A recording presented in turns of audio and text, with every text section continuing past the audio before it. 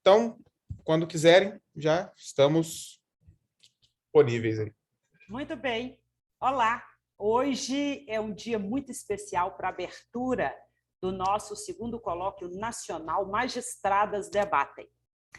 Buscamos tratar com esse evento sobre grandes questões do nosso tempo, novas tecnologias, democracia digital e direitos fundamentais. Esses temas são cruciais, nem precisaria dizer a quem nos acompanha, a quem se interessa por eles, mas são temas cruciais nas democracias contemporâneas, em particular no Brasil, com o avizinhar de mais uma eleição nacional, com os debates propiciados pelo projeto de Código Eleitoral, já aprovado na Câmara dos Deputados e Deputadas, encaminhado ao Senado da República. Portanto, claro, os temas que desenvolveremos, em especial este a cargo das nossas convidadas, ministra Luciana, professora Elda, são temas de grande interesse, não só de estudiosos e estudiosas, mas de todos aqueles e aquelas que gostam de debater o assunto democracia, inteligência artificial e participação das pessoas na vida coletiva. Esse nosso evento, e eu já começo agradecendo, esse nosso evento, ele é organizado pelo Observatório Cyber Leviatã, coordenado por mim, pelo professor José Luiz Bolzan de Moraes, aqui, nosso co-anfitrião, aliás, grande mestre, sempre mestre de todos nós. E a ideia é exatamente como o Cyber vem fazendo há bastante tempo, é fomentar diálogos no entorno desses assuntos. Inteligência artificial, democracia, direito, enfim, o Cyber tem propiciado debates com cientistas nacionais e internacionais, realiza eventos periódicos, e eu convido a todas e todos que nos acompanhem pelas redes, participem dos nossos eventos, enfim, interajam conosco para que possamos tratar mais a miúde e mais proximamente dos interessados e interessadas nesses assuntos. Antes de apresentar nossa convidada, doutora Luciana, nossa debatedora convidada, professora Elda, eu devo endereçar nossos especiais agradecimentos aos parceiros nesse evento. O programa de pós-graduação em Direito da Universidade de Itaúna, o programa de pós-graduação da Unicinos, a Rede de Pesquisa Estado e Constituição, a Faculdade Unopar de Sete Lagoas, a Associação Brasileira de Mulheres de Carreira Jurídica, seção Minas Gerais, a Escola Judiciária Desembargador Edésio Fernandes Rodrigues, do Tribunal de Justiça de Minas Gerais, a Faculdade de Direito de Vitória e, claro, especialmente agradecer a vocês que nos acompanham em mais esse importante colóquio. Se acomodem que nós já vamos começar. E eu começo apresentando nossa convidada, a doutora Luciana, nossa debatedora convidada, a professora Elda. A ministra Luciana, que exporá suas impressões sobre o tratamento da desinformação no projeto de Código Eleitoral, o fará inicialmente, e aqui já vou rapidamente dizendo como o nosso evento se desenvolverá. A ministra exporá suas considerações e impressões nesse tempo inicial de 15 minutos, logicamente, ficando à vontade para utilizar mais tempo, se assim desejar. Na sequência, professora Elda debate, apresentando suas cogitações. A ministra Luciana volta para as suas conclusões, seguida pela professora Elda, e eu, então, aqui com os meus companheiros de trabalho, professor Alisson Thiago, aliás, a quem também endereço agradecimentos pelo apoio de sempre, os colegas e amigos do Cyber Leviatã. Na sequência, então, ao finalizar as falas e intervenções, eu volto fechando o evento e apresentando a próxima convidada na sexta-feira que vem. Notem que nós vamos nos ver muitas sextas-feiras aqui ao cair do dia. Muito bem, a ministra Luciana Lócio, conhecidíssima de todos e todas, mas merece que eu faça registro do seu currículo. Aliás, professora Elda, eu tive que sintetizar bastante, senão metade do nosso evento seria para apresentá-la. Tamanha é a importância da ministra e da sua qualificação e da sua atuação. Luciana Lossi é natural de Brasília, jovem advogada, primeira mulher indicada pelo Supremo Tribunal Federal para compor o TSE, o Tribunal Superior Eleitoral. Ela que foi ministra do TSE de 2011 a 2017, é presidenta da Comissão de Direito Eleitoral do Instituto dos Advogados Brasileiros, ex-conselheira do Conselho Nacional de Direitos Humanos, ex-presidenta da Associação de Magistradas Eleitorais Ibero-Americanas, doutoranda, para o nosso orgulho, com uma belíssima tese, com certeza, pela Universidade de Salamanca, na Espanha.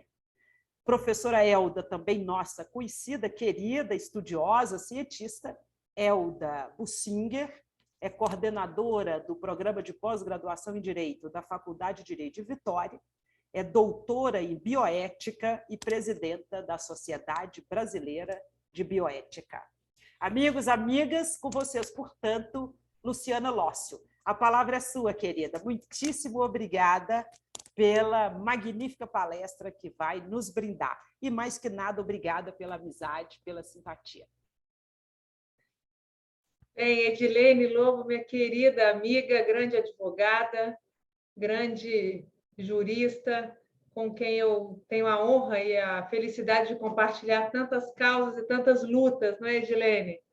Muito, muito feliz de ter sido convidada para integrar e fazer parte deste colóquio com mentes tão brilhantes, como é a da nossa debatedora, doutora Elda, a quem eu não conhecia ainda pessoalmente, conhecia de nome, e agora, felizmente, vamos ter a oportunidade de debater um pouco as inquietudes que nos assolam nesse mundo tão novo que vem sendo tomado por redes sociais, por fake news, desinformação.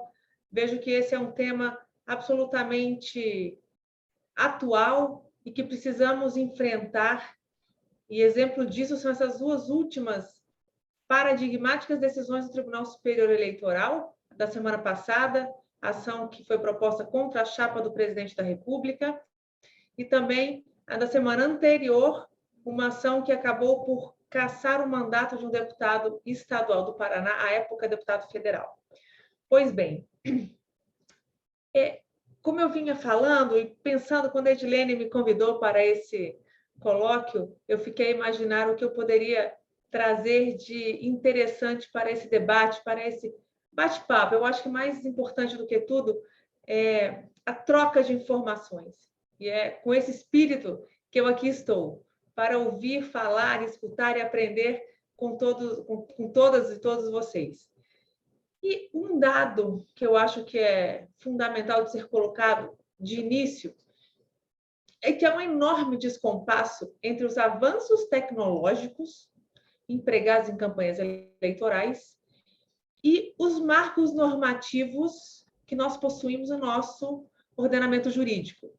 Ou seja, o Estado juiz, a justiça eleitoral, quando ela é demandada, porque a justiça só age por provocação, portanto, quando ela é instada a se manifestar sobre determinadas questões no que toca a essas inovações tecnológicas, ela está sempre defasada. Né? Os marcos normativos, a legislação, não só brasileira, mas a legislação mundial, ela está sempre defasada, porque a inovação tecnológica ela é muito mais rápida do que nós podemos imaginar. E mais, diante dessa evolução tecnológica, a desinformação, lamentavelmente, virou um desafio global, para o qual não há uma solução simples. E isso não é uma angústia apenas nossa. Eu participo de alguns grupos com experts eleitorais, da Justiça Eleitoral Mundial, enfim, e este realmente é um drama que assola todas as democracias. Basta ver o que ocorreu nas últimas eleições norte-americanas, Imagina, a maior democracia, uma das maiores democracias e países capitalistas do mundo. Como a campanha eleitoral presidencial teve um impacto considerando essas inovações tecnológicas. Então, especialmente em contextos eleitorais, a produção e a difusão em larga escala de informações falsas e fraudulentas, elas são capazes, sim, de afetar o que está disposto ali no artigo 14 da nossa Constituição Federal, que é a legitimidade e a normalidade do pleito eleitoral.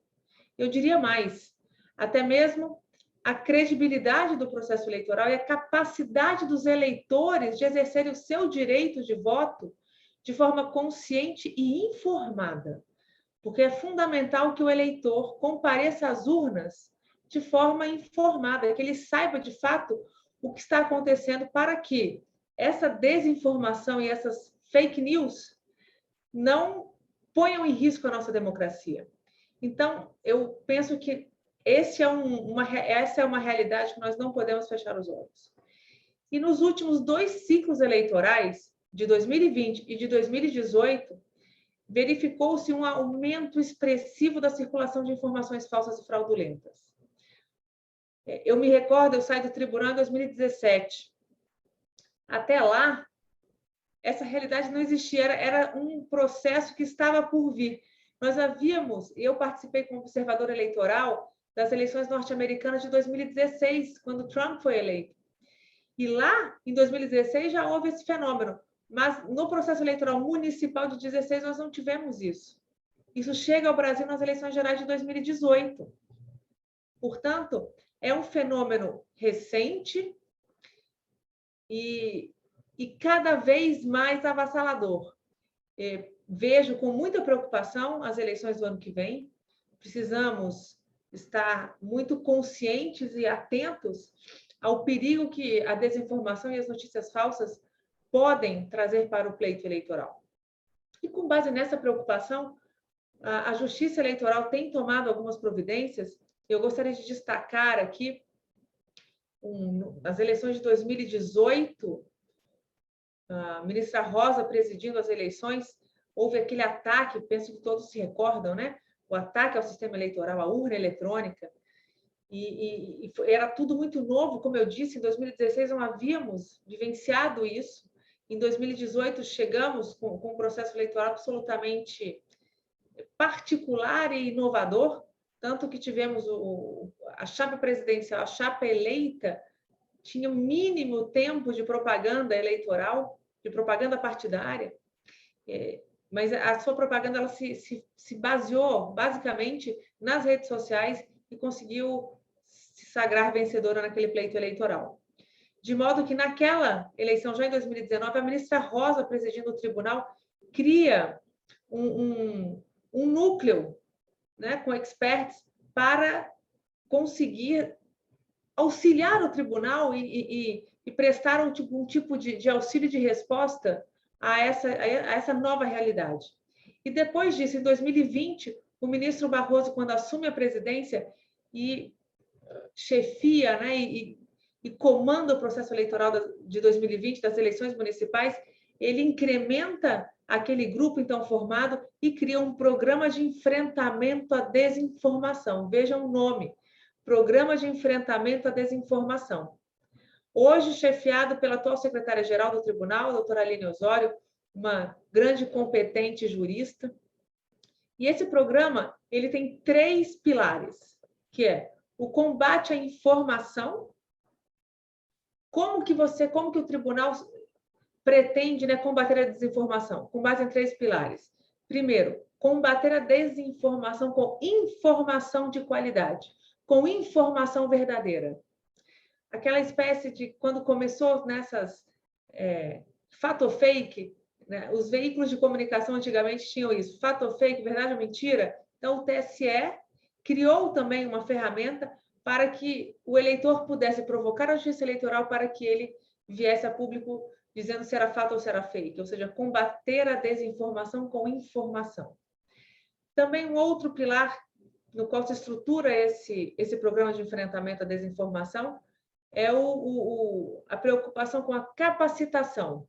As pessoas precisam estar capacitadas para conseguir compreender minimamente a veracidade de uma informação, porque diante da facilidade com que a informação chega a nós todos, a todos os eleitores, eles precisam compreender o que minimamente é fake, é falso ou não. Então, o tribunal também investiu nessa capacitação do eleitor. E o terceiro e último pilar é o controle de comportamento e de conteúdo, excepcionalmente, para que não pensemos aqui numa espécie de censura prévia, né? Não queremos controlar o conteúdo, mas excepcionalmente isso é possível. Tanto que hoje é uma realidade que essas plataformas digitais, é exemplo do que aconteceu semana passada, que excluíram o presidente Bolsonaro de uma dessas plataformas por ter divulgado uma informação inverídica, né? Falsa. O que ocorreu também muito nos Estados Unidos com a época candidato Donald Trump, neste último pleito eleitoral. Então, esse tipo de comportamento vem sendo cada vez mais rechaçado e essas plataformas digitais vêm buscado se adequar a essa nova realidade. Puxa vida, já se passaram 10 minutos, Edilene? Não acredito. Eu tenho muito ainda a falar, então eu devolvo, vamos começar, queria colocar, então, inicialmente esses pontos para que possamos continuar e eu fico aqui atendendo aos seus comandos, a nossa presidente de mesa aqui, presidente de mesa virtual.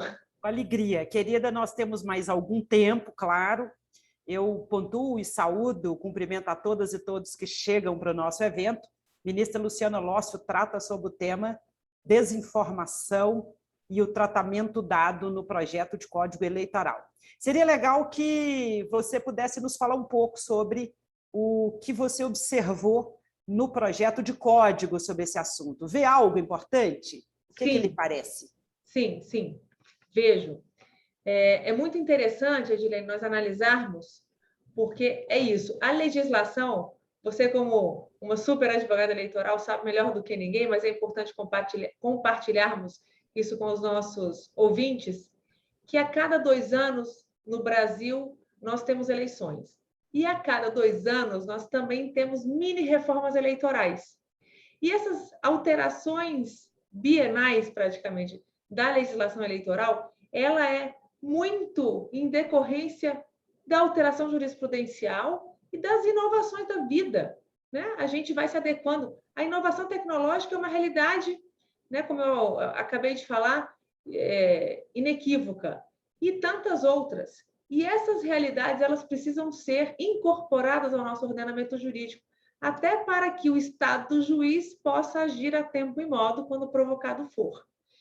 De modo que, vejam, no que toca à propaganda partidária, no capítulo, eu fui pegando aqui o Código Eleitoral e fiz uma tabela que depois eu posso até compartilhar com você, Edilene. Eles trazem uma espécie de conceituação da divulgação de fatos sabidamente inverídicos, porque na legislação essa é uma cláusula aberta, né? É proibido, é vedada a propaganda partidária de fatos sabidamente inverídicos. Para quê? Para causar atentado grave à igualdade de condições entre candidatos no pleito ou embaraço, desestímulo ao exercício do voto e deslegitimação do processo eleitoral. A legislação, o novo Código Eleitoral, busca conceituar de uma forma mais precisa e objetiva o que vem a ser o fato sabidamente inverídico. Traz também, no título que trata da propaganda eleitoral negativa, e veja que na época do tribunal, quando eu ainda estava lá, esse era o mote da propaganda. Não se falava em fake news e desinformação, era propaganda negativa, era a grande preocupação do tribunal. E agora o código traz também uma espécie de conceituação do que vem a ser essa propaganda negativa, que é irregular, no artigo 478. Ele busca conceituar também esse conceito. E o mais interessante é no artigo 613, quando fala das condutas vedadas na internet. Este capítulo não tem referência na legislação atual e é absolutamente fundamental para a nova realidade. E ele traz aqui uma conceituação do que vem a ser essas condutas vedadas, que é a disseminação de fatos sabidamente inverídicos, a impedir, causar embaraços ou desestimular o exercício do voto ou deslegitimar o processo eleitoral, ou que causem atentado grave à igualdade de condições entre candidatos no pleito. Traz as sanções próprias e também traz um capítulo próprio dos crimes na campanha eleitoral, tipificando a divulgação de fatos inverídicos como uma conduta criminosa. Essa também é uma tentativa, penso eu, de barrar minimamente esses candidatos que buscam alcançar sua popularidade com base em notícias inverídicas e fatos não verdadeiros. Então, basicamente, são essas as inovações que o novo projeto de Código Eleitoral trouxe. Muito legal, querida. Que bom. Cumprimentando de novo as pessoas que estão chegando ao nosso evento. A ministra Luciana expõe para nós aqui, acompanhada pela professora Elda Bussinger, sobre o combate à desinformação no projeto de Código Eleitoral e acaba de destacar como é essencial nesse projeto, particularmente aquele regramento que trata de condutas vedadas na internet. Parece-me ser essa a grande novidade, que interessante. E eu pediria, querida ministra, nossa convidada, para seu encaminhamento de conclusão dessa primeira etapa. Na sequência, vem a professora Elda. Perfeito.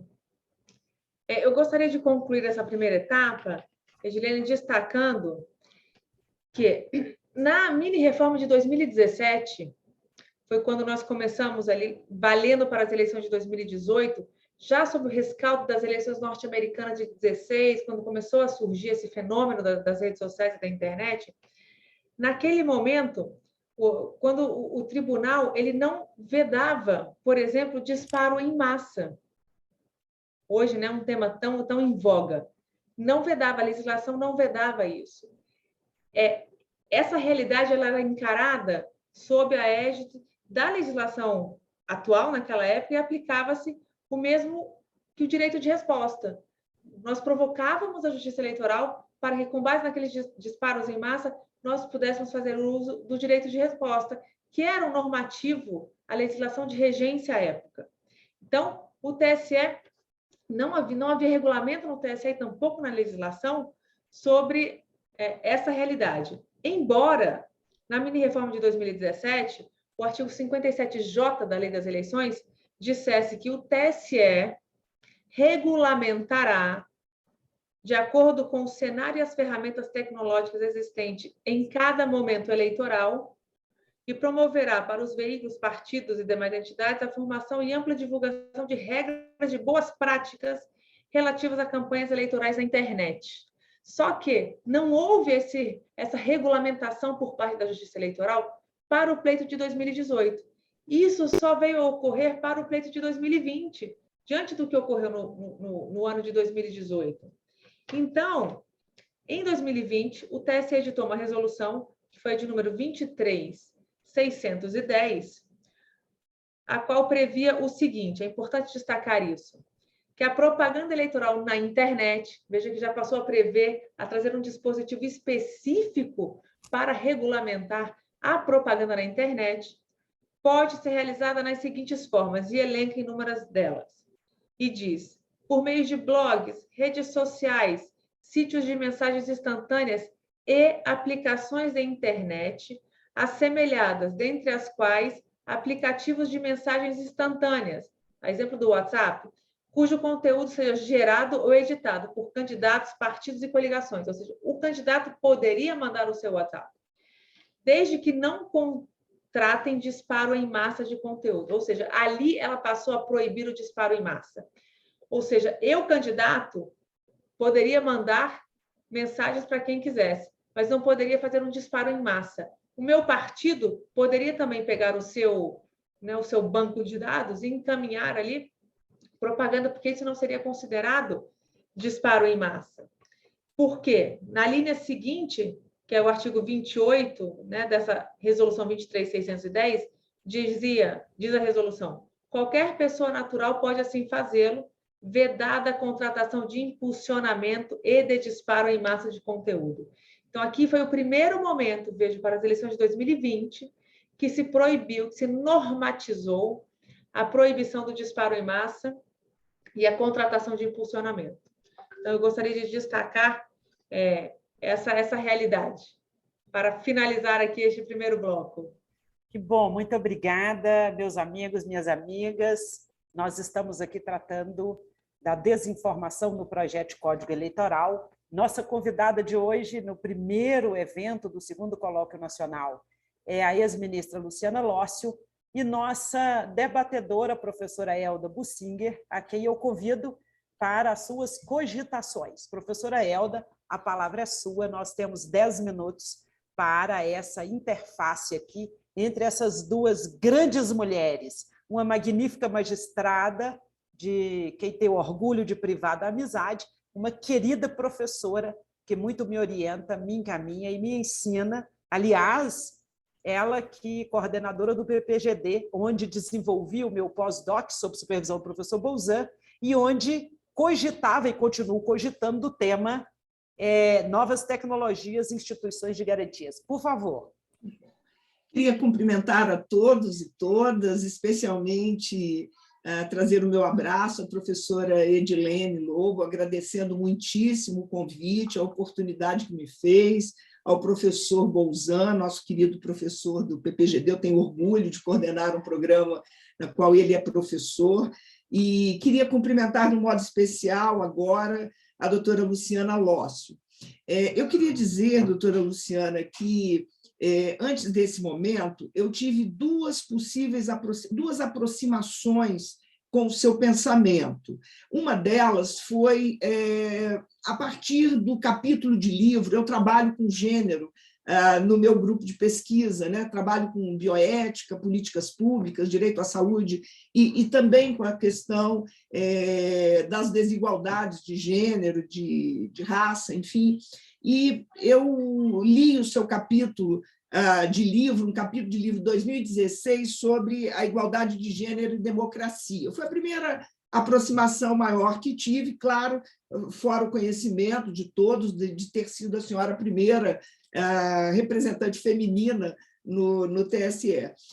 E depois tive uma oportunidade de ouvir um vídeo, em 2020, de uma série, enfim, não me lembro exatamente, mas acho que era uma série chamada Mulheres, do TSE, no qual a senhora fala sobre a importância da representação feminina nos cargos eletivos. Então, quando a Edilene me convidou, a professora Edilene me convidou, eu deveria ter dito não, não é uma temática que eu transito cotidianamente, mas eu disse sim, porque queria atender a ela, mas queria ter esta interlocução também com a senhora nesse tema empolgante que diz respeito a todos nós, transversal para quem discute democracia, para quem discute direitos fundamentais. Então, por isso, eu agradeço esse momento e essa oportunidade de conhecê-la pessoalmente. Que alegria, Elda. Eu vou lhe interromper só um minuto, porque, de verdade, eu até me arrepiei. Esse é um tema, né, o gênero. Gênero. Muito nos move. É o meu queridinho, digamos. Eu acho que tudo passa por isso. Sim. Tudo. Todos os problemas que o país, lamentavelmente, vem sofrendo, o amadurecimento de toda e qualquer democracia passa necessariamente pela necessária representação política feminina. Nós precisamos mudar essa realidade brasileira. E quando analisamos, né, olhamos para o lado, para os países vizinhos, olhamos o direito comparado, a realidade brasileira ela é assustadora. Assustador. E as pessoas lamentavelmente, elas não têm esse conhecimento, porque o Brasil, puxa vida, é o principal país do bloco da América do Sul e o país que possui a pior representação feminina na política. É incrível isso. É um país... Estamos com uma tese de doutorado sendo desenvolvida no meu grupo de pesquisa sobre minha orientação sobre representação feminina.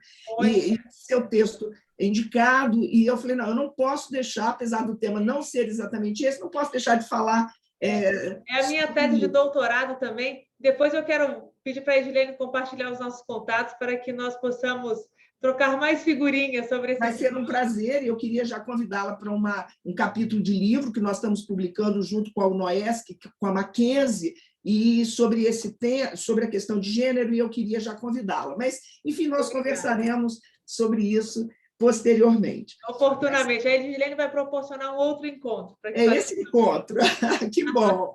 Alegria. E vamos fazer a interface, né? Representação política das mulheres e o viés da desinformação e do discurso de ódio que as exclui. Novas tecnologias utilizadas para a despersonalização, para a desumanização das mulheres e afetar a democracia, né? Muito legal, muito legal. Muito entusiasmada de ouvi-la. Próprio no novo Código Eleitoral que trata da violência política contra as mulheres. Esse ótimo. É um tema interessantíssimo. Podemos desenvolver pesquisas juntas, as três aqui, quem sabe, né? Esses encontros. Eu, na realidade, tenho uma tarefa de fazer alguns questionamentos, mas eu não poderia perder essa oportunidade de maneira nenhuma. Então, a professora Edilene, o professor Bolzan, me perdoem, mas eu não quis deixar passar essa oportunidade. Obrigada. Mas, mais diretamente sobre o assunto, doutora Luciana, nós vivemos um momento absolutamente distópico.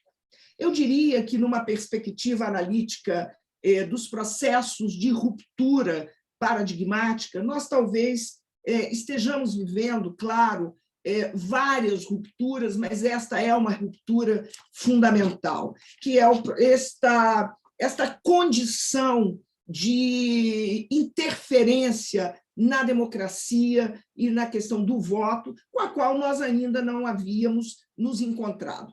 Claro que estamos tratando de temas que nos são absolutamente desconhecidos. A maioria da sociedade não conhece, não domina e terá enormes dificuldades com a ampliação dos processos de exclusão, né, que vivemos hoje, com o apagamento das instituições de ensino, das universidades federais, dos espaços de debate. Isso certamente é uma questão que precisa ser considerada.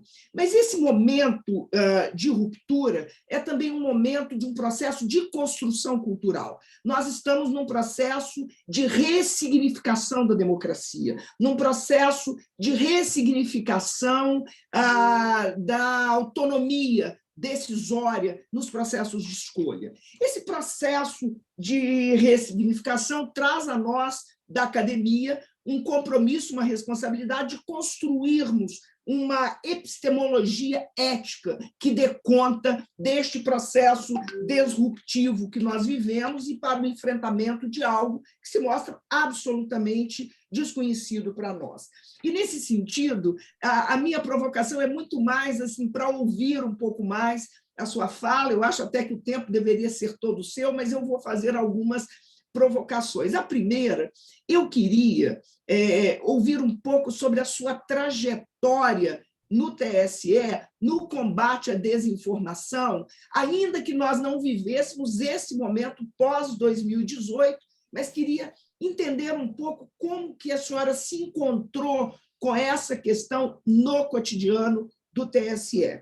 Vou aproveitar e já fazer uma outra pergunta, como que o Poder Judiciário ele pode atuar, de fato, no enfrentamento dessa disseminação em massa, disseminação em massa de fake news, sendo que o Judiciário tem limites, os juízes têm limites, este saber não está posto a todos. Nós vivemos um momento de uma superacumulação de conhecimentos, eu não diria nem de conhecimentos, mas de informações, com dificuldades enormes para darmos conta de todo esse quantitativo, né, de informações que nos chegam, e os juízes também vivem essas questões, os limites que têm para dar conta desta produção de conhecimento, de incorporação de conhecimentos. E aí eu queria perguntar assim, como é que o Judiciário pode intervir nessas questões que são realizadas por meio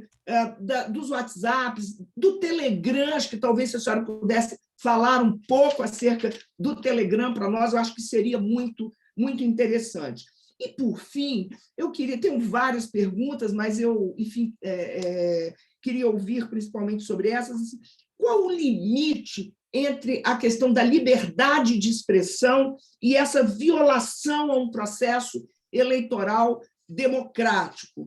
E depois, se tiver tempo, viu, professora Edilene, lá no final, eu queria ainda trazer uma outra questão sobre a Lei Complementar número 112, mas eu já vi que o meu tempo acabou aqui. Então, eu vou ser rigorosamente obediente ao tempo, condicionada a ele, sabendo que tenho inúmeras outras questões que gostaria de formular. Obrigada, querida. Vamos voltar. Obrigada, professora Elda. Nós vamos voltar a lidar com esse assunto, com certeza. Que bom. Eu queria, aliás, registrar que aqui no Cyber nós temos trabalhado o tema violência política de gênero.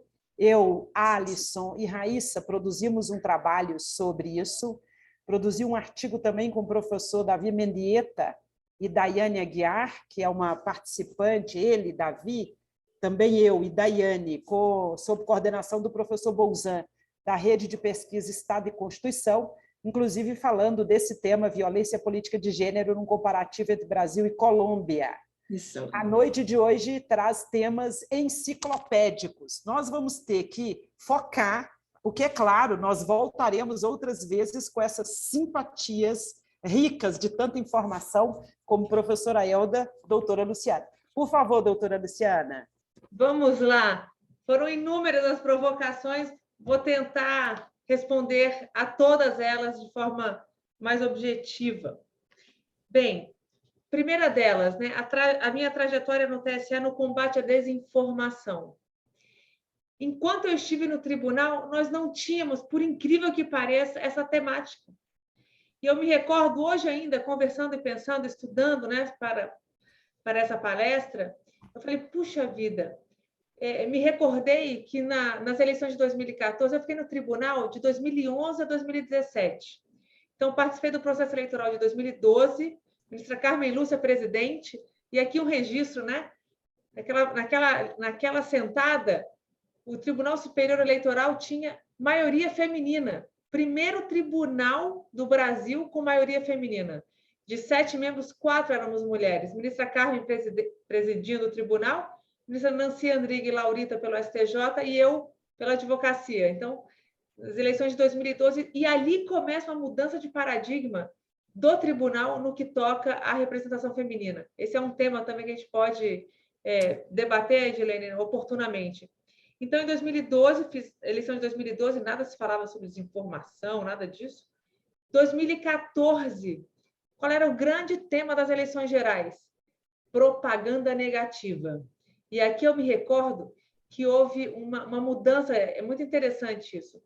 Em 2014, Dilma e Aécio concorrendo, Marina Silva também chegou a liderar as pesquisas quando caiu o avião do Eduardo Campos. Ele era o cabeça de chapa, ela era vice.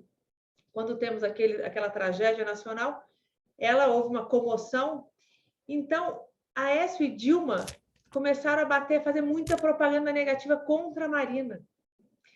E eis que houve aquela deflagração no processo eleitoral, e quando iniciamos o segundo turno, o tribunal muda sua jurisprudência para não mais permitir a propaganda negativa. Vejam que coisa. E tivemos uma sessão no qual deixamos isso muito claro, asseverando que dali para frente, no segundo turno, a Justiça Eleitoral só admitiria a propaganda propositiva. Chamamos, na época, os advogados das campanhas, fizemos um acordo, porque se fôssemos julgar todas as representações por propaganda irregular e os direitos de respostas que seriam dados, dada a quantidade de propaganda negativa que havia sido feita no primeiro turno, não teríamos propaganda no segundo turno. Então, o tribunal incentivou esse acordo entre as duas campanhas, com o compromisso de ambas de não fazerem propaganda negativa, mas apenas propositiva.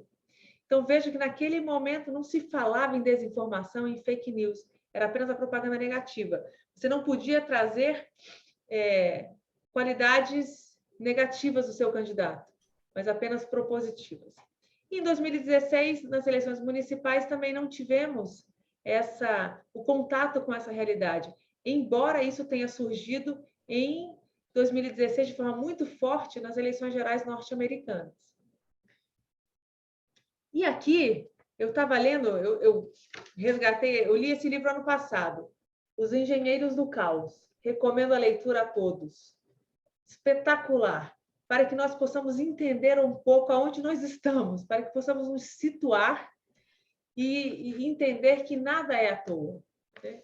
Isso, toda essa discussão de uso das redes sociais, isso começa lá em 2000, no ano 2000. E nesse livro, ele conta a história, né, dos spin doctors. São consultores políticos e especialistas em Big Data, sem os quais os líderes do novo populismo que se iniciava, né, no mundo, nos idos de 2000, jamais chegariam ao poder. E a conclusão do livro é isso. Se você quer ter um sucesso político, não contrate comunicadores, marqueteiros, não. Contrate engenheiros físicos para que eles possam entender a dinâmica do que estava por chegar, que são as redes sociais, a internet. O que ocorreu lá em 2016 nos Estados Unidos, aquelas propagandas direcionadas, né? Como que o Trump foi eleito? A cada estado, ao estudar o mapa eleitoral, se faziam propagandas específicas para determinados municípios, para distritos. Bem, aquele distrito está precisando de uma escola. Então, a propaganda, as mensagens encaminhadas, os SMS, eram tratando de educação. Se num outro distrito o problema era saúde, a mensagem era direcionada também para o mote saúde, e assim por diante. Então, esse foi um grande fenômeno e uma mudança de paradigma na eleição, coisa que eu não vivi enquanto julgadora. Vivi agora nas eleições de 2018, quando eu advoguei para o candidato Henrique Meirelles, fui advogada do candidato Henrique Meirelles, e contratamos, sim, investimos muito nessa questão das redes sociais, como fez o presidente eleito, Jair Bolsonaro, e todos os demais. Então, essa foi uma realidade que eu não enfrentei. A outra provocação que a professora Elda me fez foi como pode o Poder Judiciário atuar nessa disseminação, contra essa disseminação, quais são os limites, né, do Estado juiz no que toca a essa questão. Pois bem, os limites são inúmeros. E a justiça, ela tem sido muito criativa. Se fala tanto em ativismo judicial, e nós estamos vivendo isso mesmo. Veja, eu queria comentar aqui esse julgado, acho que vale a pena, já estamos aqui nos encaminhando para o fim, mas vale a pena falar um pouco dessa decisão paradigmática do Tribunal Superior Eleitoral, de 15 dias atrás, que cassou o mandato de um deputado estadual. Porque o que ele fez nas eleições de 2018 foi gravíssimo.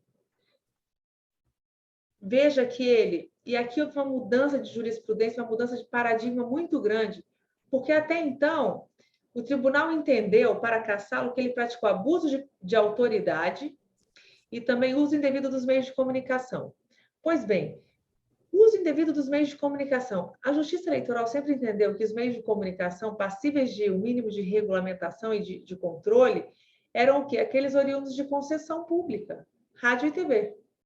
Porque jornais, não. Né? Você compra um jornal, a TV e o rádio chega até você. O jornal, não, era privado, jornais e revistas não estavam adstritos a esse tipo de controle. E o mesmo se entendia em relação à internet e às redes sociais. Entendíamos a jurisprudência, a justiça eleitoral, que isso era algo privado e não público, e, portanto, não estaria sob um manto de controle judicial. Só que, diante da nova realidade, até isso é fácil nós imaginarmos, né? Hoje, nós não mais nos informamos tanto pelos jornais e pelas TVs, mas sim pelos telefones, por redes sociais, por Twitter, pelas informações que chegam até nós, né?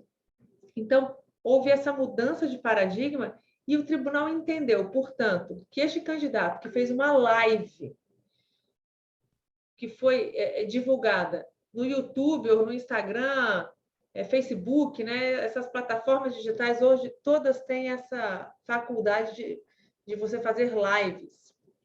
Ele atentou contra a justiça eleitoral, contra o regime democrático. O que dizia ele numa live? Ele espalhou uma notícia falsa de que 2 urnas estavam fraudadas e, aparentemente, não aceitavam votos do então candidato a presidente Jair Bolsonaro. Na transmissão, ele também afirma que as urnas tinham sido apreendidas e que ele teria tido acesso a documentos da Justiça Eleitoral que confirmariam tal fraude. E que ele fazia essa denúncia não como candidato, mas sob o seu munus público, porque ele era deputado federal e delegado. Então, ele estava, com base na sua autoridade, fazendo essa acusação e levando ao conhecimento do eleitorado essa fraude que estava sendo perpetrada no processo eleitoral. Vejam a gravidade disso. É muito grave. E a Justiça Eleitoral reagiu prontamente. Nós precisamos botar um fim. Você pode, né, no Estado democrático de direito, nós podemos muito, mas não podemos tudo. Deve haver limites. A Justiça precisa impor limites. E aí, eu respondo ainda que, en passant, a sua outra provocação sobre a liberdade de expressão e o processo democrático. Você não pode, não podemos nos amparar no sagrado direito fundamental de liberdade de expressão com produção de desinformação, de falsidades, de fake news. Isso era falso, isso era mentiroso. E as pessoas não podem falar livremente, sem quaisquer consequências, em verdades, para ludibriar o eleitorado brasileiro. Então, o tribunal inovou, considerando, portanto, as redes sociais como um meio de comunicação, passível de ser enquadrado no artigo 22 da nossa legislação de regência, para considerar que esse tipo de atitude é passível sim, de cassação de mandato. Então, essa é uma decisão muito importante que coloca um pouco de freio nesses arroubos antidemocráticos que nós estamos a viver e que certamente viveremos, enfrentaremos nas eleições do ano que vem. Essa é uma decisão fundamental para pôr um pouco de freio, como a gente diz, chamar o feito à ordem, né, Edilene? Botar um pouco de limite na nossa democracia. Bem, muito obrigada, ministra Luciana, obrigada, Elda. Eu cumprimento novamente a todas e todos que nos acompanham, participam conosco. E nosso tema de hoje é combate à desinformação no projeto de Código Eleitoral. Luciana Lócio fez suas considerações, pontuou as regras no projeto de código, demonstrou e cogitou elementos muito importantes da jurisprudência, comparando, inclusive, o que se entendia no passado como veículo de comunicação social e hoje um novo tempo, um novo paradigma jurisprudencial, registrando que redes sociais, considerando a atualidade brasileira de ampla comunicação do povo por meio dessas aplicações na internet, no Brasil destacadamente o WhatsApp, a Luciana, então, faz essa comparação do passado e do presente para registrar que o sistema de justiça eleitoral olha para novas tecnologias e seus impactos no mundo democrático, nas eleições, com um outro filtro, com uma outra consideração. Reconhece-se, portanto, e eu registro aqui que era algo que nós dizíamos, eu e o professor Bolzan produzimos um trabalho nesse campo, aliás, podemos publicar na Espanha e na Colômbia, e nós dizíamos que as eleições de 2018 anotaram para o Brasil um outro modelo comunicacional que até então não se vivia. A propaganda migrou para as redes sociais, os debates públicos, que eram os grandes acontecimentos de uma campanha, os debates por meio de redes, de rádio e televisão, perderam espaço. E, claro, naquela oportunidade já se apresentava um outro mundo para o debate democrático e para o exercício da cidadania. Luciana Lócio faz tais considerações, traz aqui sua opinião em resposta às cogitações da professora Elda Bussinger, nossa convidada querida, e Elda pontua que é muito importante nós revisitarmos, não só nós juristas, como os integrantes e as integrantes do sistema de justiça, para revisitar a compreensão sobre a liberdade de expressão e o respeito ao direito coletivo de se informar bem. Muitíssimo obrigada a todas e todos. Professora Elda, com a palavra para suas considerações finais. E logo mais, ministra Luciana fará suas considerações finais. Eu inverti aqui um pouco, até porque o debate esquentou, o tema acabou se desenrolando de um modo muito interessante. Nós vamos inverter rapidamente. Peço, professora Elda, então, suas considerações, já nos encaminhando com muita tristeza para a conclusão do nosso evento. São 18h54. Por favor, professora Elda, os seus registros. Peço a ativação do microfone para que todas e todos possam ouvi-la. São as 3 palavras mesmo, você já disse. Queridas e queridos, doutora Luciana, foi um prazer enorme escutá-la. É claro que eu ainda gostaria de, nesse momento, mas não é mais nosso tempo. O tempo é o nosso algoz, né? Acho que realmente o tempo é o nosso maior algoz. Nesse momento eu me sinto assim. Claro que eu gostaria de, nesse momento, debater sobre as 2 decisões paradigmáticas que tivemos, né, e as possíveis contradições entre elas, ouvir um pouco acerca de uma perspectiva que a sociedade tem, a técnica, e uma perspectiva técnica de sua parte sobre as críticas, possíveis críticas a essas 2 decisões, certamente paradigmáticas, se haveria ou não contradição. Mas esse tema pode, claro, ficar em razão do tempo para outro momento. Queria dizer do enorme aprendizado que tive, da oportunidade riquíssima que eu tive com este encontro que nós tivemos, e certamente iremos trazer desse encontro, produzir a partir desse encontro muitos outros debates e muitas outras construções epistêmicas que nos ajudarão a compreender tanto a questão de gênero quanto esta questão da desinformação e da democracia. Muito obrigada, professora Edilene, doutora Luciana, professor Bolzan, por essa riquíssima oportunidade que tive de estar com vocês. Os agradecimentos são nossos, professora Elda, e devo dizer que, claro, nós teremos que fazer um novo encontro, um novo debate para tratar exatamente do assunto chamado jurisprudência eleitoral, segurança jurídica e princípio da não surpresa. Sim, esse é um tema que perpassa as decisões que a ministra Luciana Lócio acabou de pontuar. Vamos fazer, com certeza, um outro evento, e eu quero destacar que a ideia aqui de trazer as magistradas debatendo com as professoras, convidadas e convidados, é exatamente dizer que as mulheres podem, as mulheres devem, e elas têm muito a contribuir com uma outra realidade, inclusive uma outra realidade em que as pessoas vejam que é fundamental atuarmos, trabalharmos em paridade. Pois bem, ministra Luciana, já te agradecendo imensamente, a palavra é sua para as suas cogitações finais. Obrigada, Edilene. Bem, eu gostaria de concluir apenas fazendo mais um tópico da maior importância para que a academia possa refletir sobre isso, Elda, que é sobre o Telegram. Foi uma das provocações que você me fez. E o Telegram, ele é a nova terra sem lei. Quando surge todo esse debate sobre as redes sociais e a internet, nós falávamos naquela oportunidade que a internet era uma terra sem lei, que não havia como o Estado, o juiz, exercer qualquer tipo de controle. Mas muito se caminhou, se desenvolveu e hoje não é mais essa a realidade. Nós temos controle, sim, fizemos vários convênios da Justiça Eleitoral com o WhatsApp, com todas essas plataformas, mas não com o Telegram. O Telegram continua, sim, a ser uma terra sem lei. E teremos muitos problemas com o Telegram nas eleições do ano que vem. Porque, por exemplo, o WhatsApp, você não consegue mais replicar mensagens que recebíamos antigamente, encaminhávamos para vários destinatários, não podemos mais fazer isso. No Telegram você pode.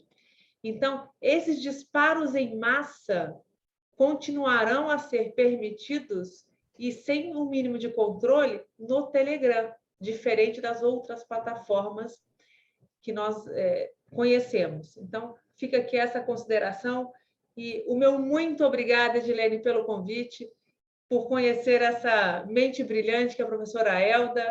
Foi um prazer debater com a senhora. Fico aguardando um próximo contato para que nós possamos continuar aí o nosso diálogo e debater sobre o tema que nos é tão caro, que é representação feminina. Uma saudação também especial ao professor José Bolzan, que ficou nos assistindo aqui, esse debate riquíssimo. Edilene, muito obrigada e parabéns por ser essa mulher tão empreendedora e exemplar, que a todas as suas amigas encanta. Muito obrigada. Obrigada a você por essa amizade tão rica e principalmente por trazer ao nosso colóquio, ao nosso encontro, à nossa conversa, como é que as mulheres atuam e atuaram na justiça eleitoral. Fica o nosso agradecimento, eu convido a todas e todos para nos acompanharem pelas redes sociais e já vou adiantando. Sexta-feira próxima nós teremos uma outra magistrada, já vou convidando também a ministra Luciana para estar conosco. Nós teremos a ministra Carmen Lúcia tratando conosco de democracia, invisibilidade digital e direitos fundamentais. A ministra estará conosco a partir das 18h30 na sexta-feira próxima, e eu espero que, dada a agenda dela, que é sempre muito concorrida, que ela possa mesmo vir aqui, já nos disse que se empenhará, mas se porventura houver qualquer dificuldade na agenda da ministra, nós estaremos aqui, sexta-feira, 18 horas, tratando de democracia, invisibilidade digital e direitos fundamentais. Antes de me despedir, eu preciso enviar um agradecimento especial a todas e todos que nos acompanham, que estão presentes aqui e que poderão acompanhar, se não estão nesse momento no YouTube, poderão acompanhar e ver esse material e debater sobre essa temática. Independente da sua formação, reflita. É fundamental que se construa uma sociedade democrática com boa informação. Portanto, cada um de nós, cada uma de nós, tem o dever de colaborar com o mundo em que não se naturalize, por exemplo, o discurso de ódio contra os grupos minorizados, em especial as mulheres. Combata a desinformação com paciência, com diálogo e, principalmente, estimulando as pessoas a buscarem a informação de qualidade e, principalmente, a refletirem, a pensarem um pouco mais, até que possa formar um juízo, formar uma opinião. Eu endereço, portanto, a você um agradecimento especial e espero que nos nossos próximos eventos estejamos todas e todos juntos. E, Alisson, meu querido, muitíssimo obrigada pelo seu apoio de sempre e a sua energia aqui, você que é meu parceiro na realização deste colóquio, sob a batuta tão eficiente do professor José Luiz Bolzan de Moraes. Muitíssimo obrigada. Nós encerramos às 19h02. Minas Gerais não tem mar, mas tem bar, e eu os convido, nem que seja no bar virtual, a fazer um brinde a essas duas grandes mulheres que elas, sim, nos deram um presente, nos brindaram com essa belíssima palestra. Aqui não tem mar, tem bar, ainda que virtual. Se aí tem mar, aproveite, seja feliz, se cuide. Professor Bolzan, uma palavra de tchau, pelo menos aqui. Um beijo a todas e todos. Por favor, professor Bolzan. Edilene, não, só agradecer, foi muito boa, muito legal as intervenções, acho que dialoga exatamente com muito daquilo que a gente está tentando fazer no Saber Leviatã, né?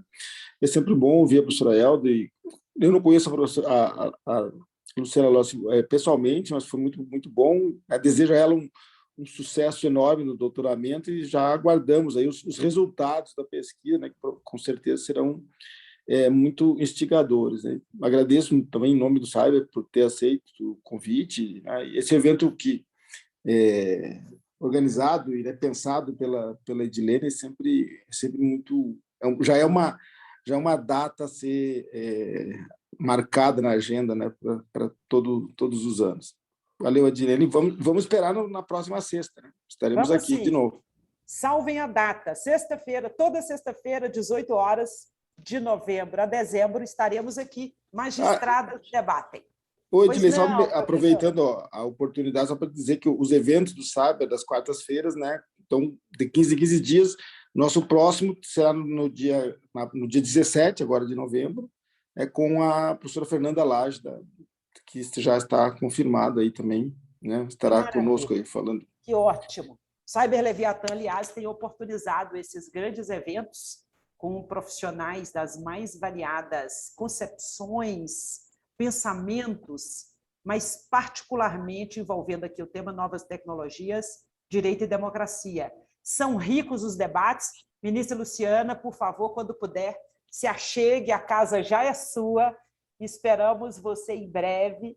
Eu espero, inclusive, que no outro evento possamos aí pontuar e trazer um pouco dos seus achados, dos seus produtos na sua pesquisa pela Espanha, país que nós temos tanto apreço e por onde também andamos tratando dessa temática aqui do cyber.